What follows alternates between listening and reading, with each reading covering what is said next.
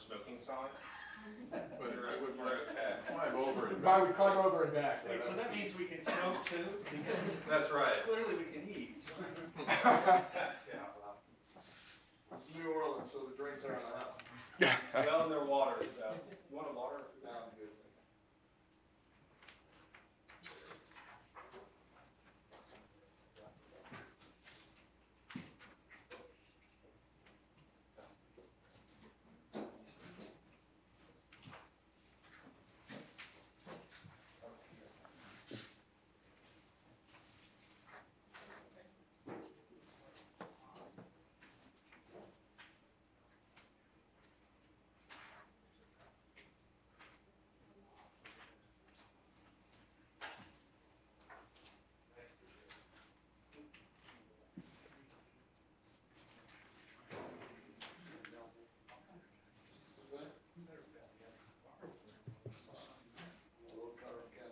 So is the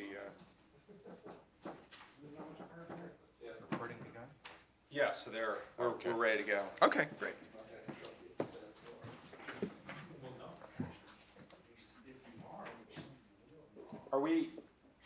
Are we ready to start? Yes. We're good? Okay, great. Thank you. We record them all because there are people who can't be here because they commute and have jobs and other things. So I'd like to thank all of you for joining us for the last Tocqueville Project lunch lecture of the semester. Joining us today is Joseph Reisert. Joe is the Wiswell Associate Professor of Constitutional Law in the Department of Government at Colby College. Today he's talking to us about whether or not America will remain one nation, indivisible. So please join me in welcoming Professor Reisert. Thank you, Chris. So political unity is an obviously desirable ideal, right? We say we like it, and in fact, even in our politics, it's recently played a role. If you can remember back to the meteoric rise of a young, obscure state politician named Barack Obama, in 2004, when he had the opportunity to speak before the Democratic National Convention, he made a serious point about insisting on the fact that Americans remain united.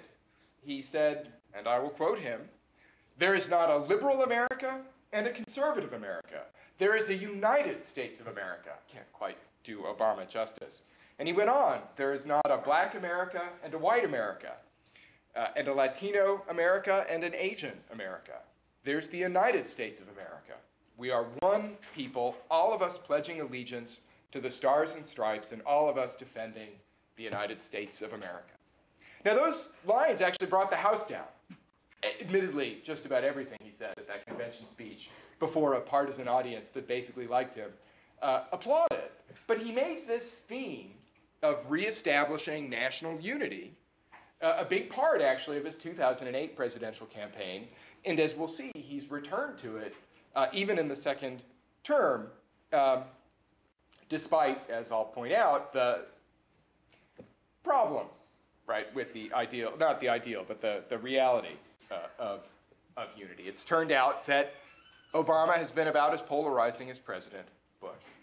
Now, it is true that in the United States, you might think we don't ever have to worry about a civil war because our divisions are not actually that geographically well defined, right? We don't have a Scottish secessionist movement or a Catalan secessionist movement. Instead we have so-called red America and blue America.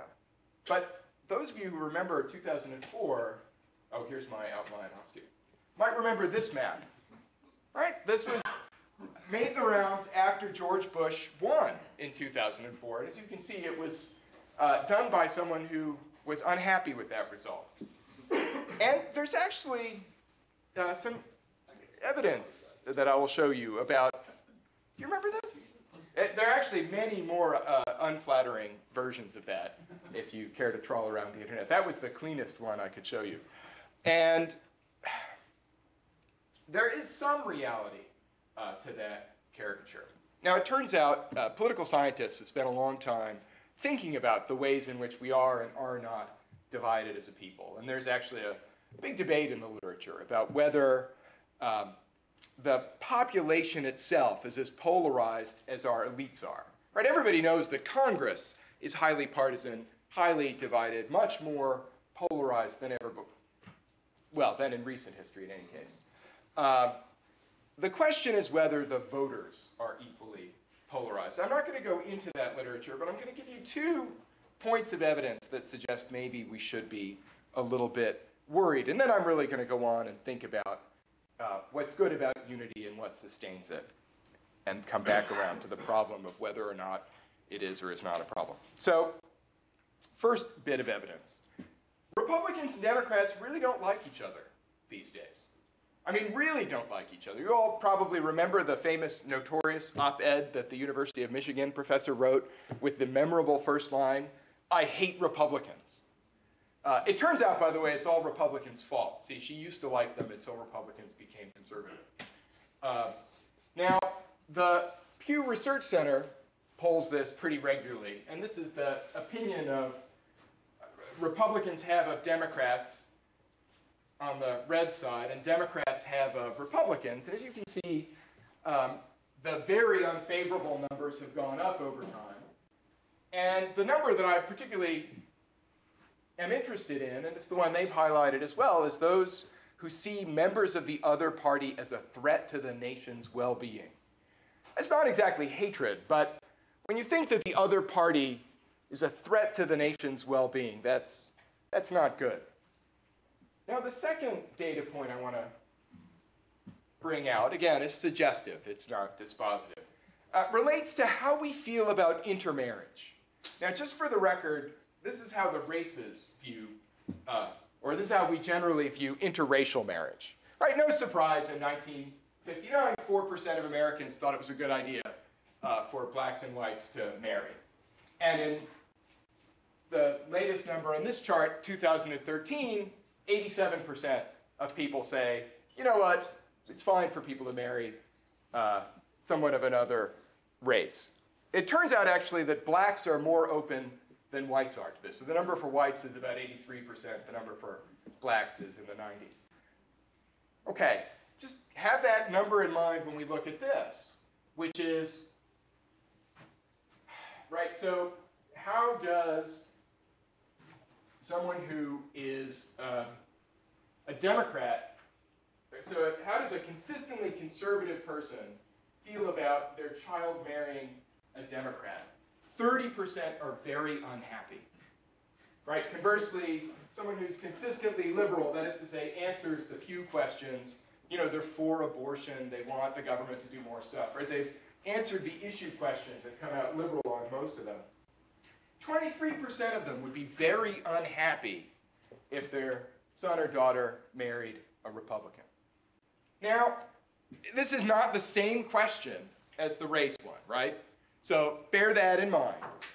But still, right, the results here are actually noticeably worse. Again, there may be reasons for that in the wordings of the questions, but the trend line here too is not all that good. When a similar question was first asked back in 1960, only 5%, and it was asked of a slightly different sample, so not strictly identical. Only 5% of Republicans and only 4% of Democrats back in 1960 said they would be displeased if their child married someone from the other party. So there's evidence that we really don't like each other. And there's some evidence that we don't like each other so much we don't want our families to mingle. Now, I could go in the Aristotelian direction. If those of you remember Book 3, Chapter 9 of Aristotle's Politics, he says that for there to be a city, right, they have to live in the same place, and they also have to give their sons and daughters in intermarriage. And because this makes for the intentional choice of peoples living together. But instead, I'm going to follow the social contract tradition and think about how we think about unity in a kind of social contractarian ideal. And I'm going to do that, actually, by thinking about, all right, what kind of unity do we need? President Obama, in his second inaugural, came back to this idea of unity. Like, remarkably, right? The first term has been incredibly polarizing. Republicans hate him more than ever. And yet in his second inaugural, which by the way is a beautiful speech, he returns to the idea that we ought to be one people. And he suggests that what makes us one people, I want to quote it exactly, what binds this nation together, he said, is our allegiance to an idea articulated in the Declaration of Independence, that we hold these truths to be self-evident, that all men are created equal, that they are endowed by their Creator with certain unalienable rights, and that among these are life, liberty, and the pursuit of happiness. Now notice that he didn't say agreement. Right? It's not just agreement that makes us all Americans. Right? If agreement to some proposition were enough, it would be sort of over and possibly under-inclusive, but certainly over-inclusive. Right? If this were the standard, then anyone anywhere who believed in human rights would count as an American, and that's manifestly not so. So what Obama actually said, though, was not agreement with, but allegiance to the idea. Now, that's an odd phrase for, I think, two reasons. Right? One is, we don't usually think of ourselves as having allegiance to ideas. Right? They're true or false, we accept them or we don't accept them. Right? I don't pledge allegiance to the Pythagorean theorem, say. An allegiance, at least in its core sense, is given to persons. Right? Think, in its core meaning, the feudal obligation that a vassal in the Middle Ages owed to his lord. Right? The liege man owes to the liege lord. Right? It's interesting. We don't do that exactly anymore. Even so, I think Obama is on the right track, and I want to elucidate that by highlighting two features of allegiance. I think I have an image for pledging allegiance. The Game of Thrones fans might remember this moment from, gosh, the second season when Brienne of Tarth pledges she takes an oath of loyalty to Catelyn Stark there, this personal allegiance. But allegiance is voluntary and reciprocal, and those are the features that I want us to think about. Now, in modern America, there are no lords and vassals, right? We never kneel down and give our sword and pledge our lives to the service of any other person, at least not outside of mafia movies. So it doesn't happen that way, but of course we pledge allegiance to the flag, and as you got from my title, I think that has an interesting relationship to how we consent to the government and ought to think about our relationship to the government. Now, I'm not going to suggest that the Pledge of Allegiance is like a true oath, right? It's not. I'm going to suggest it's like saying the creed in church when we get there. Okay. Still, consent of the governed is what we need to look for. All right, the idea that explicitly giving your consent to government makes you a member of the political community is an idea with a long past, right? It goes actually back before this man, John Locke, but it's most famously associated with John Locke. Right? The argument is pretty straightforward. Because we're born free and equal, right? By nature free and equal, the Declaration of Independence says something similar. The only basis of obligation, the only way we can be held bound to serve someone is if we agree, if we promise. And in fact, the core idea he has is that you would imagine people taking an actual oath of membership, like the Citizen's Oath. And in the terms of the Citizen's Oath, they promise to abjure any allegiance to a foreign power, and they pledge their allegiance and support to the United States. But of course, the Citizen's Oath is an unusual case, right? Most people in the country are not immigrants. Most people are native-born, and native-born people rarely have occasion to take an oath of this nature. Some do, right? If you take military service, you may swear the oath. If you hold public office, you may swear the oath. But still, that gets to a fairly small percentage of the population. Most of us don't. Now, what Locke thought is that most of us show through our actions that we pledge allegiance. Right? We don't ever say the words, but our actions speak louder than words. Right? And this is the idea of tacit consent. A reasonable person can infer from our actions that we've agreed to bind ourselves to the political community. Now, the idea of tacit consent is not itself unreasonable. The application Locke makes of it, I think, is one step too far, because he's going to argue in the Second Treatise of Government that the mere fact that you're here, the fact that you haven't emigrated, means that you've agreed to subject yourselves to the laws. And that seems too strong, right? This is a consent that's not really voluntary. You don't have a good alternative. David Hume makes fun of Locke's argument, likening the situation of natural-born citizens to people who have been press-ganged onto a ship and who wake up on a ship at sea and said, well, you know, you can choose to leave. You know, we're 20 miles out. Suit yourself. Otherwise, you've consented to be here. So that argument has often been found unpersuasive. I do, however, think Locke is right that something like consent has to be what makes us part of the political community, but that we need a different notion than his idea of tacit consent. And so now I want us to think instead about Rousseau's conception of consent. Right? Jean-Jacques Rousseau lived more or less 2 generations after Locke, and he formulated the idea of society as founded on a social contract in very different terms than Locke had. Right? Locke more or less had invited us to imagine society as being formed by sort of an initial set of promises. Right? I agree to be part of the political community. We all agree. And having given our promise, that's sort of the point at which consent ends for him. And what Rousseau wants to tell us is that, in fact, what constitutes us as a society, or what constitutes a group of people as a unified political whole, is the ongoing activity of their allegiance.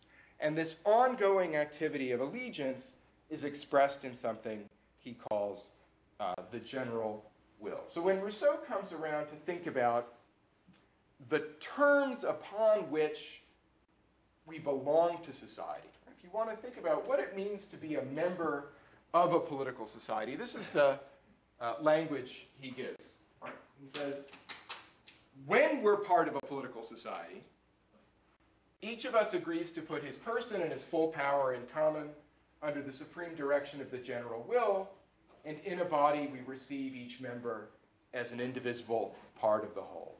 So there's a couple of things to notice about this agreement. Rousseau says, by the way, that these terms don't have to be explicitly laid out for you. He says, in fact, they're implicit in every form of voluntary social organization. And that anywhere there's a society based more or less on freedom, something like this agreement, this set of relationships, underpins the conduct of the citizens one to another. So to see that it's kind of the ordinary basis upon which we would cooperate with others, imagine that you're on a team, just for a second. Right? So if you're on a team, to be part of a team, think of the first clause first. Right? You agree to do what the team wants. Right? You agree to, if we're a soccer team, say, you're going to play in such a way that maximizes the likelihood of your victory. You'll be a good team player, right? You'll pass the ball when it's advantageous to the team. You won't necessarily try to hog the ball and show off who you are, right? You agree to do what's good for the group. And you do that on the condition, right, that your status in the group, your membership on the team, your contributions are kind of acknowledged and recognized. Or think about a group project that you might have in school, right? In a condition where you're all working together and you're all united as to the goal, right? We're going to do a good project. Each individual part of the group might feel good about, all right, I'm doing the scut work here, but I know we divided it up fairly. It's advantageous to us all. It was a reasonable agreement that led us to this. I'm happy to do it. And as long as everybody is, right, doing their part, fully accepting the obligations and duties of membership, I think we can give our wholehearted assent to the activity of the group, right? But if you feel that you're being exploited, right, you're not going to give your wholehearted support to the group. Right? You'll feel that you're being coerced. You'll be resentful. And I think Rousseau's point about politics works in a similar way. So in politics, right, we have a free political community where, as citizens, we're able to say, and I think through our actions reveal, that we, right, make this reciprocal and voluntary agreement, agreeing on the one part to follow the general will, and in politics that will translate as the Constitution and the laws. And we do that on the condition that each and all respect the equal citizenship of the members. All right, so maybe an even more simple version of this is here.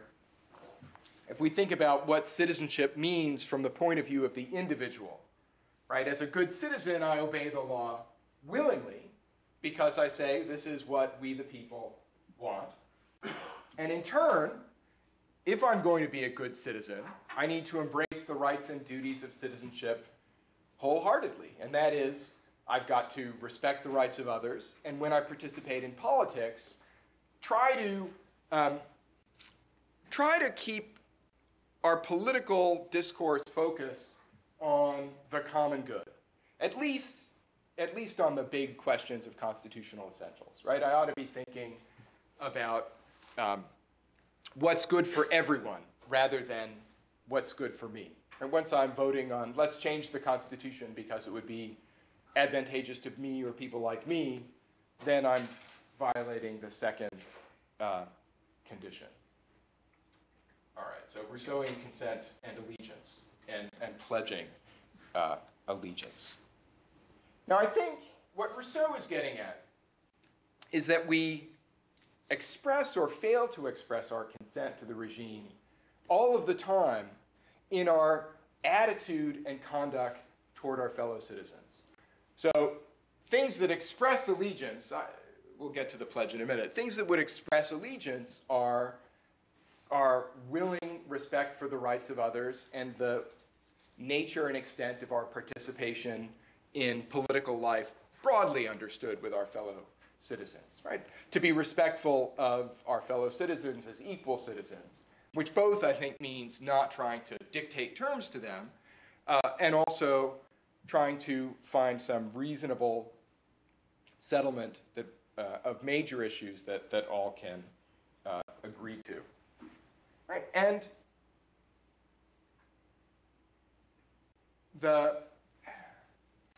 I've tried to condense what I'm saying without reading, so I have to think for a moment. So the wholehearted citizen, so I want to contrast two kinds of citizenship that I have in mind. The wholehearted citizen is the person who, when they say the pledge, feels good about it, you know, and they feel that the laws that they're pledging allegiance to, in fact, embody their fundamental values, and that they can say, truly, that they pledge allegiance. Now, the act of saying it isn't an oath. And the act of saying it doesn't change your moral situation one way or the other. But what it does do is it's a kind of reminder and almost a test. I mean, it's rare now that we say the pledge. If you go to a Jefferson-Jackson Day dinner or a Lincoln Day dinner or a political caucus, those often begin with saying the pledge. You're looking at me like nobody goes to these things, Jim. Quite the opposite. It's like anything you go to in Louisiana starts with a pledge. Well, this is Maine. That's not much otherwise starts with the pledge in Maine, I suppose. And I think, right, the one condition of wholehearted membership we've talked a little bit about. And then the alternative to that is, I think, a sort of alienated citizen, right, who doubts that either the common good is being served, right, or who doubts that they're being served, that there is maybe a common good being served by the polity but they're excluded from it. And since I'm trying to stay under the half-an-hour mark, I'm going to think in these terms all the way about the dangerousness of our divisions. And I'll leave more, I guess, for questions and answers. So what kind of divisions would be dangerous? It seems to me there are two obvious categories here. So the first category is where we basically agree on the rights and duties of citizenship, right? That these are sort of well understood. But we believe that it typically happens when we feel excluded or we identify with some group that we see as being excluded. And I think there the clear case would be African Americans before the Civil Rights era. So there's this sort of broad understanding that people should have the right to vote and rights against arbitrary imprisonment and freedom of speech and all of these wonderful rights that we articulate in the Constitution and our constitutional jurisprudence. But many of these rights are pretty clearly being denied to a segment of the population. And if you want to understand Martin Luther King's appeal in the speech, the I Have a Dream speech, it's essentially, right, I would like to be a wholehearted citizen of your country, but I can't be because I'm being excluded from the common goods that are being provided. If you include us in the common good, in the protection of the common goods, why then we'll give our wholehearted support to the regime. And to some extent that proposal gets accepted. The Civil Rights Act passes and so forth. It's not a perfect world, but it's better than it was then. I don't think that's actually the division that troubles us much. There's actually a recent article in the Perspectives on Politics published by the APSA, the Political Science Association, that shows that actually blacks and whites have not become more hostile to one another in recent years.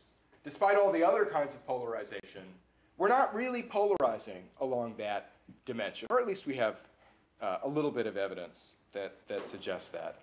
The other kind of division, though, is more the one we do have to worry about, and that is where we disagree so profoundly about what our rights are or about what it means to be a good citizen that we lose the ability to believe that we're engaged in a common project with others at all. Right? So I think the division here that might be worrisome would be if, let's just say, conservatives believe that the proper task of government is basically to protect people's rights and maybe to secure against absolute deprivation. Right? So the welfare safety net is not designed to equalize, right? It's just designed to prevent people from basically starving and having to sleep on the streets. And you might say the liberal idea is different, right? The task of government is not that. The task of government is actually to enable us all to live in a more equal fashion. And so if you're a diehard conservative, you might look at some liberal policy proposals and say, right, that's not about promoting a common good. That's just about taking my stuff, violating my rights. Or conversely, if you're on the left, you might look at those Republicans who don't want to expand the reach and scope of government. You might say those people, they're just selfish SOBs trying to protect what they have. They don't care about the community. And the two can sort of interact, right? When you doubt that, lose the ability to even understand what kind of good the other side is aiming at, right? You then begin to doubt their motives. You hear this if you listen to right-wing talk radio, right? They're so out of sync with what Obama wants to do for the country, they just assume he must be deliberately trying to harm the country because the good things what the president would say, or the good things he's trying to accomplish, are not things that his furthest right critics can even recognize as good. And if you overlay the second kind of disagreement with a dimension that Mark Hetherington at Bowdoin has written about, that one of the ways we've sorted into parties is our kind of moral temperaments correspond to some extent to the two parties. Right? Those who tend to like authority, he finds, right, have sorted themselves into the Republican camp, and those who are anti-authoritarian, if you will, on the left. And so if you add this sort of temperamental disagreement, right, those people who are temperamentally inclined to be, rule-bound and orderly and standing on their rights and limited role for the state, they all sort themselves on one side. And the other folks who don't think about values the same way that this first group do, that at least talk a live and let live game, even if they can be quite coercive about the few things they care about, right? If we sort ourselves out of moral temperament as well as ideas, I think it becomes harder for us to understand one another. And so these, I think, would be the dangerous divisions. And these are the kinds of divisions, I think, that we're beginning to see in the sorts of evidence that I presented at the beginning. So the one prognosis from this point of view is we should worry a little bit. On the other hand, the point we ought to remember, and I think the useful takeaway for politics from this would be, I think because we've enjoyed peace and prosperity and the more or less functioning of the rule of law for so long, we've forgotten what great political goods those are.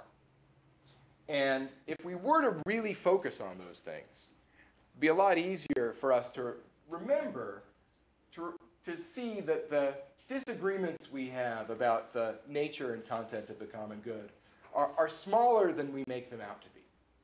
Now, whether we'll be able to do that is an open question. So I'll end there and leave it for questions.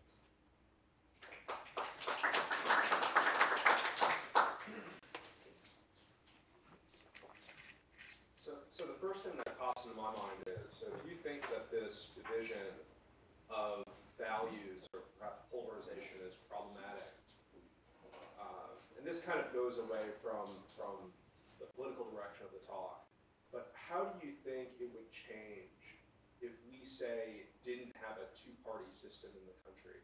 Do you think people are aligning their values with the political parties, and it's the political parties that are almost determining individual values? And do you think it would change if we had, say, a third or fourth or fifth party that was viable? It's a great question.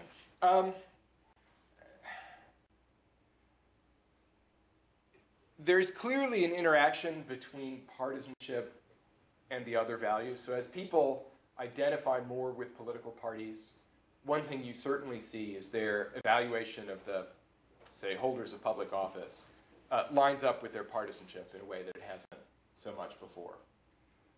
Right? So Republicans almost always are guaranteed to hate what the Democratic president does, and Democrats are pretty much guaranteed to hate what a Republican president does. And that's gotten stronger over time. So if you change the party framework, the question would really be whether you ended up with parties that lined up more or less along a single axis, a single issue axis. If they did, there'd be no particular reason to think the situation would change much. Right? If we had a hard left party, a soft left party, a soft right party, and a hard right party, right, I think it would be a pretty similar. If you had really a two-dimensional set of issues, really truly cross-cutting issues, it might be interesting. I didn't get a lot of evidence on, I didn't look at evidence for polarization in, say, France or Germany, so I'm not sure. Well, to follow up on that, because it's fascinating to me, is the notion that you said your colleague says that, so Republicans are like authority more. Why are libertarians Republican then instead of, aren't there Democratic libertarians? So authority, this is a term, so Mark Hetherington has this book on this, and the term actually goes back to the authoritarian personality, is that Adorno? And it's maybe an ill-chosen term because, so libertarians kind of fit into this because they're, I don't know how to say this without sounding vaguely offensive, but libertarians can be kind of uptight sticklers for their rights. This is how it is. That Did you hear Rand Paul's speech yesterday? No, but I knew Ted Cruz at Princeton.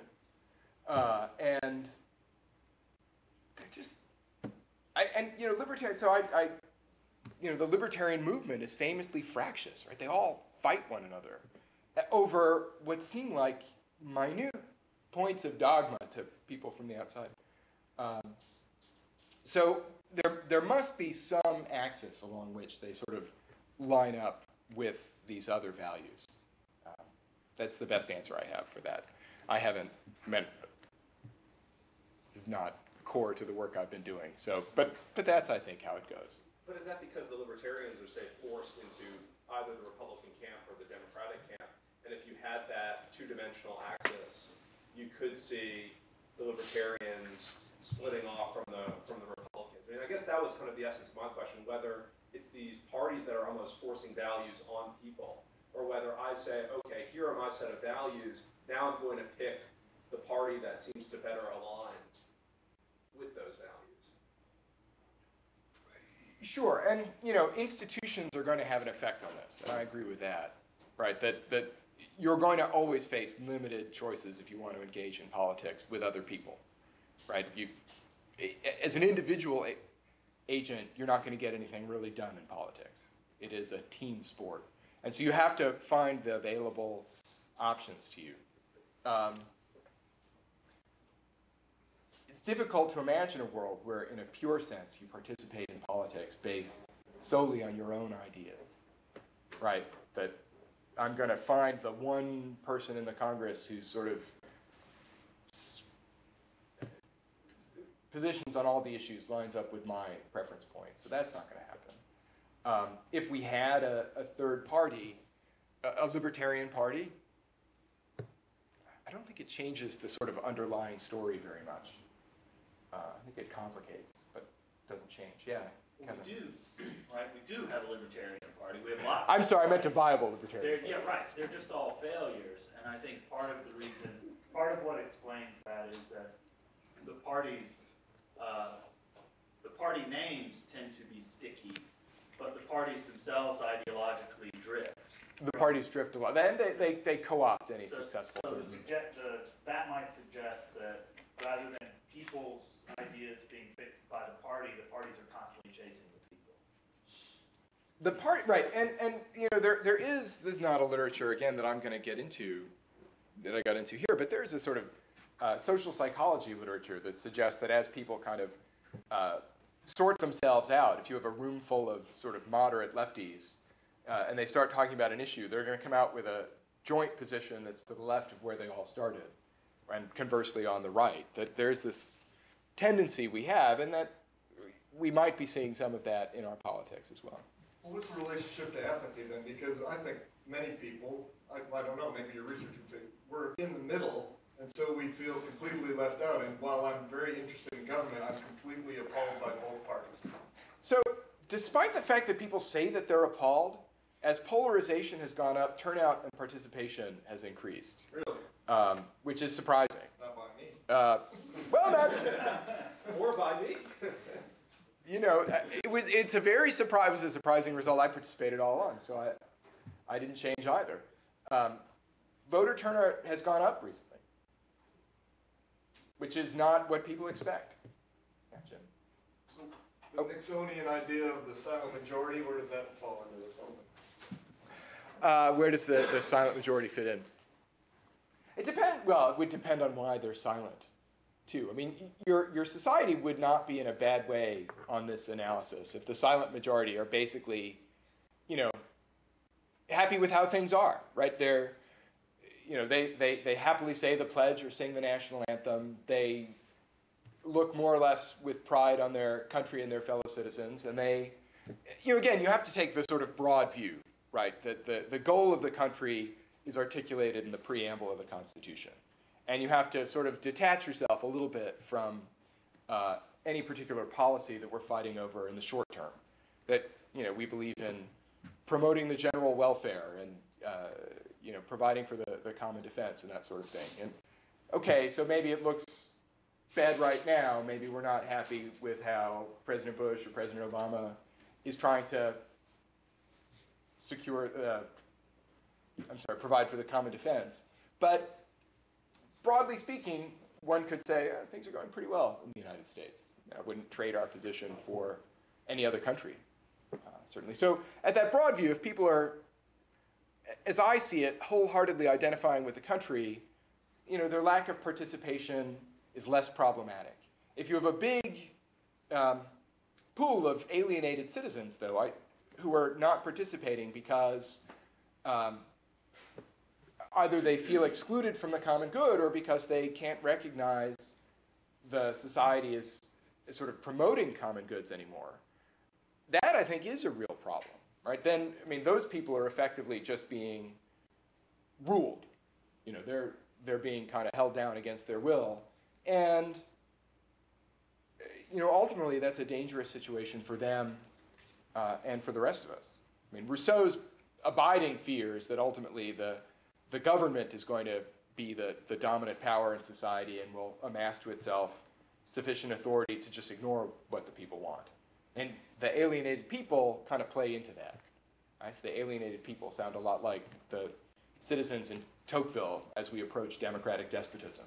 Right? They just don't care anymore. Maybe they vote, for president occasionally, but basically they don't care. But if they don't care, there's nothing to stop the government from ultimately having its way with us. And that's bad. Okay, so first a comment on the silent majority. I think they were up there. Can you go back to the marriage slide? Sure. Which marriage slide? What Race? about the different percent? No, the second. Yeah, they're in those 60 to 80% that doesn't matter one way or the other when it comes to marriage. Right. Right. So that suggests there are certain things that are either, if marriage is fundamental in the kind of way, there's something more important maybe than politics related to it. And that leads to my real question, which is, I think you misquoted the Declaration, the Pledge of Allegiance in your title, right? Because you left out, there's an ellipsis. There is. That you left out, unless you were only quoting the pre-19, the 60-year-old, 70-year-old version. And the ellipsis, of course, is under God, right? And you coyly quoted Locke correctly, saying that men are born free and equal, and then coyly said something like this in the Declaration. But of course, in the Declaration, it said all men are created equal, right? So I wonder how you see religion fitting in with this account. Rousseau, after all, saw it as divisive and destructive of citizenship, and really to be either suppressed or minimized into a sort of bloodless creed. But isn't it that Americans have always been fairly religious, and some Americans very religious always, and as a consequence, there are deep loyalties and a sort of a thoroughly grounded way of life within religious communities. And citizenship is always, if not secondary to that, alongside that. So there's always some tension between those two kinds of belonging. And the sort of belonging that one looks for in, that Rousseau is speaking about, is one that dismisses the belonging within faith communities and the necessary reservation on one's citizenship, one's citizens' commitments as a result. Now I say that, recognizing that it could well be, and probably historically often is, that really religious citizens also tend to be great patriots, right? They die for God and country. That becomes a phrase we recognize. And maybe commitment, maybe some political commitments, perhaps especially in the matter of race. In fact, precisely in the work of Dr. King and all, there seem to be religious commitments that helped promote actually in that case, the sort of correction of a great failing that the political system wasn't able to correct. So I wonder how, on this account of unity, where religion fits in, or because it seemed to me that in the way you've structured your talk, you've ignored it or suppressed it.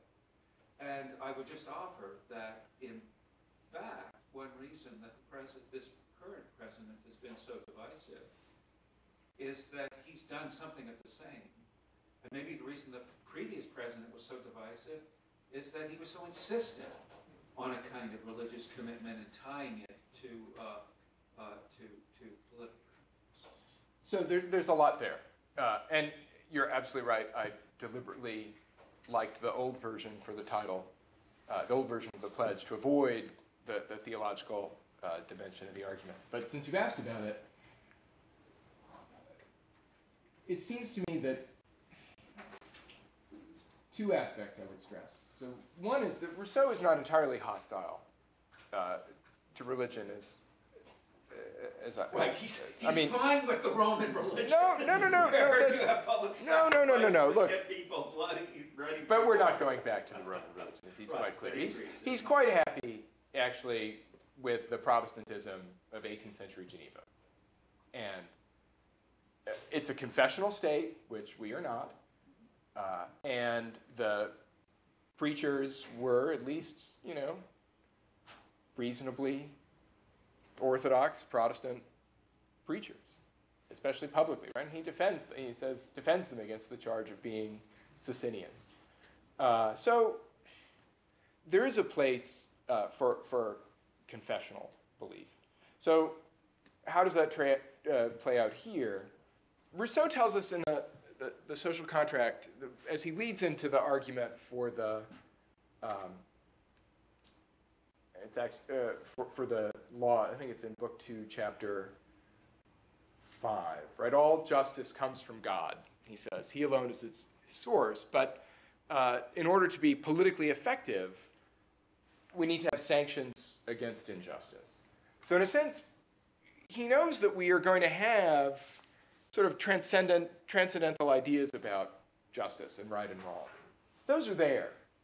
But they don't directly operate in the political world. They get made effective and concrete through our political and institutional commitments. When we sort of all agree, right, that we're going to support institutions that coercively defend this set of rights and not that set of rights.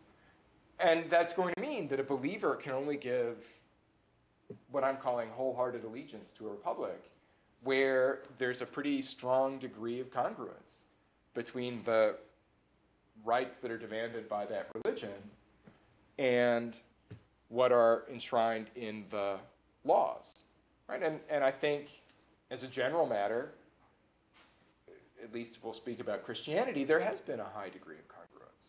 Now, the issues where things have frayed, right, are things like abortion, where there is a discrepancy, at least between Orthodox Christianity and what the Constitution has been held to do, right? So we see some fraying there, and on those issues, I don't think Orthodox Christians could be wholehearted citizens, right? They have to be citizens at some level alienated from that, wishing that we'll change, working probably for change. But I think the beauty of the Rousseauian way of thinking about our allegiance is that it seems to me that we have an infinite capacity, or there's a sort of a long continuum in our relationship to the state between, at the far end, right, I'm joining ISIS, and I'm going to be a terror cell to blow up the Capitol, and I want to replace constitutional liberalism with this illiberal theocratic thing. Right to the, I am a wholeheartedly supporter of everything, totally endorsing the whole bit. And most of us fall in the middle somewhere. And I think that's all right. If I could follow up, Yeah. Since you brought up the court, isn't that especially problematic from Rousseau's point of view? I mean, from Rousseau's point of view, one reason why you're a citizen, I'm not sure it was in your slide on that, is that you make the law. Yeah. Right? You're bound by the laws you make, and he knows that doesn't mean every little Right, decision right. about everything that the state does, but the basic laws are made by the people. And yet, when the court inserted something like the abortion right into the Constitution, which seems that was based on a sort of Right. tendentious theory that had real roots, I acknowledge, in notions of constitutional change, but that nevertheless leaves the people out of making any decision of whether the Constitution involves abortion rights or not. I mean, to be sure, Rousseau would say if you put it to a vote and then you lost the vote, you would say, well, I guess I was wrong about the general will, and you go home happy, right? I mean, that's that notion of voting.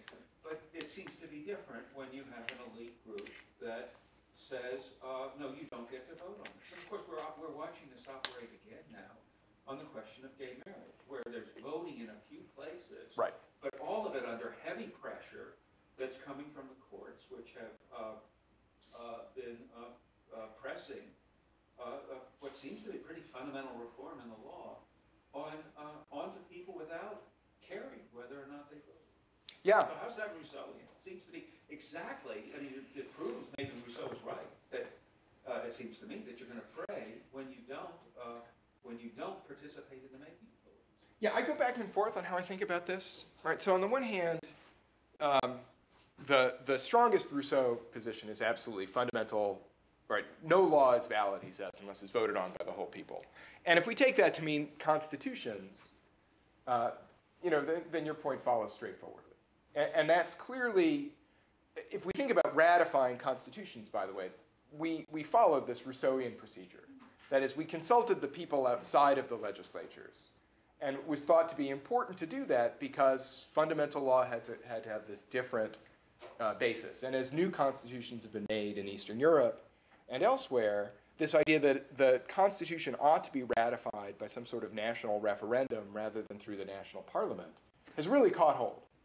Not Western Europe, as you say. Did I say Western? I meant Eastern. Eastern, no, you said Eastern. Okay. No, Western Europe. In any case, so the question is, how is constitutional change to be managed? And one could only argue that the sort of court-led constitutional changes that we've seen, and I mean, let's say we might as well go back to the New Deal if we're talking about court-led constitutional changes or court-ratified constitutional changes. If something like Bruce Ackerman's story could be borne out, and that is, the court gets involved, effectively changes the Constitution by issuing a couple of decisions that fundamentally alter the course of jurisprudence. And then, essentially the electorate acquiesces, right? That, you vote for, the Republicans nominate and the country elects Dwight Eisenhower, who makes his peace with the New Deal. And one could have imagined an alternative history in which abortion was broadly accepted 40 years. 40 years after Roe, we're as divided as we were when it was adopted, and there's some evidence actually that the anti-abortion side has grown. So that's, clearly if the court was attempting to kind of find the general will, it failed, right? We're still divided on that. And then marriage will be a similar question. It's not an ideal institutional framework, but it seems to be the one we have, where the court now, we're not amending, the thing is we haven't had an Article 5 amendment on anything of any consequence. Certainly, but in your lifetime, right, Chris? We're the ones who talked about this.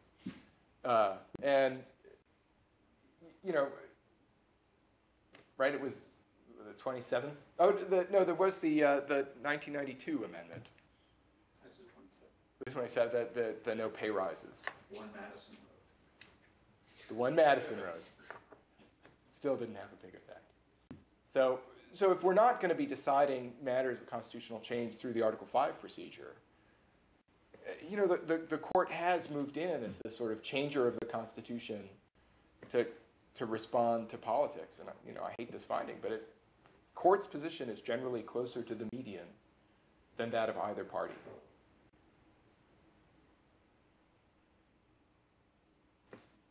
Which is some argument for this kind of Bruce Ackerman view of the court as a kind of very imperfect institution for attempting to divine the general will when the political institutions are otherwise incapable of acting or unwilling to act. That's not a finding concerning abortion or gay marriage, right? It might Well, be general. It's actually true on abortion. I mean, the court allows almost no exceptions. I mean, the other way around. They allow almost nothing. depends on how you poll this, but most people will say they want there to be pretty broad exceptions, right? It's only about, I forget the numbers, but it's not a huge number that say they want no abortion, and it's a very small number that says they want abortion on demand. Now the question is, do we functionally have that? Doctrinally, we don't. Now, how the doctrine lives in practice is a different thing. So that, I mean, that's where you have that argument, I agree. Yeah? So I have a question about, can you go to the last slide? Sure. So I make sure I get the language right. What you... No, apparently I can't. So what you call what ultimately is our biggest concern about what would be dividing us, which would be some like fundamental difference in understanding of what our rights are. Yeah. When I think about political dialogue in the U.S. today, what's funny is that both sides use the same kind of language about what our like fundamental rights are. So like freedom, liberty, self-determination, to justify their like very divergent opinions. So, Right. I mean, if you can say having a gun and having low taxes, I should be free, or you can say I should be able to abort my child and get my welfare because these things allow me to self-determine. It seems like either if we're diverging like this, like those two sides have a fundamental difference in what our rights are, but they're using the same language. Do you think that the language they're using is just empty? Or is the reality more like we do have a shared understanding of what our rights ought to be, and the difference is more in how we ought to realize them, like in the practice of getting these rights or activating these rights? There's a strong incentive to use this kind of common language, right? You want to sound like you're appealing to something that people already believe, right? You persuade people by starting where they are, right? You already agree with this, right? What you already agree with entails this other thing. And so it's not surprising that our political discourse takes this form of let's talk about liberty, let's talk about the common good or whatnot. There are, I think, very important differences in, for lack of a better word, kind of architectural conceptions of the common good, though, between the parties that we don't, I think, sufficiently articulate, right? I mean, I think one frustration that people on the left, actually on the right, have had about President Obama is that there have been moments when he's been kind of candid about wanting to make big changes, right? He wanted to be the Reagan of the left. Well, what does that mean? And is the Affordable Care Act really a substantial alteration in the social contract? Or is it just a tweak to Medicare and Medicaid? And at times, they sort of acted like it's just a tweak, I can't believe you people are complaining about this. But at other times, and I think if we were to be more honest, right, it was meant to be a kind of fundamental alteration. And I think we'd be much better served, actually, if it had been clearer all along. I mean, at some level, the Reagan Revolution, maybe this is an overly stylized version of history, but it seems to me the Reagan Revolution is kind of best thought about as a sort of rolling back of the sort of moral aspirations or the redistributive aspirations of the Great Society. Right, we're going to go back to an idea of society is basically about protecting freedom and against protecting some people against absolute deprivation. Right, so there'll be a sort of what Rawls kind of derides as a social minimum theory of welfare. And I think this gets basically ratified by Bill Clinton.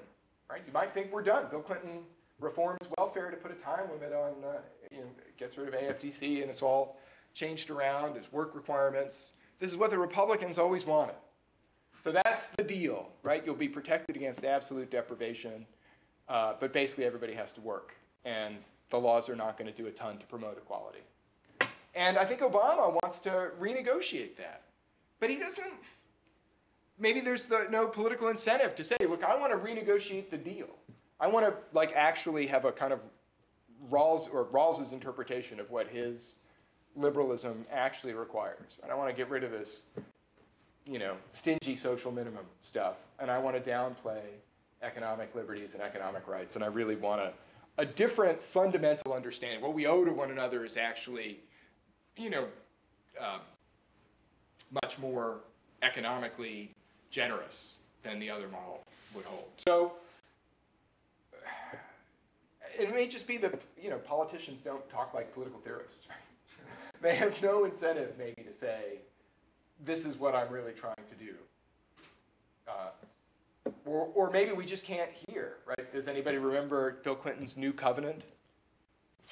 Apart from anything else, sounds horribly blasphemous. But, they always have these plans, and maybe there are so many of them that we kind of lose sight of, which are meant to be substantial transformations of the basic terms of our living with one another, in which are basically, modest alterations in the regulatory state. The Low-Level Radioactive Waste Amendments Act of 1980, it's a classic case of that. Nobody cares about that. It could be that he's holding two different thoughts in his mind at the same time, which is part of the time he's fundamentally trying to alter the deal, or you could just be saying that Affordable Care Act is just redefining what the bare minimum is. Mm. Well, I mean, it may be that's true, and again, when you don't have an incentive particularly to clarify which of those things it is. Certainly reading the second inaugural, the whole gist of that argument is to say, everything I've done comes absolutely squarely out of the core of the tradition of everything that's come before, and so it is an attempt to justify these things, not in a kind of point-by-point way necessarily, but in a thematic way, as you're doing. But it's not it's maybe a continuous evolution of our understanding of what we've owed to one another, right? And so what I've tried to mark out as a sharp alternative, he sees as a gradient, and maybe that's right. Certainly, unless you're doing philosophy, and even then it's hard. Most people believe incompatible things all the time. I agree. That note, thank you very much.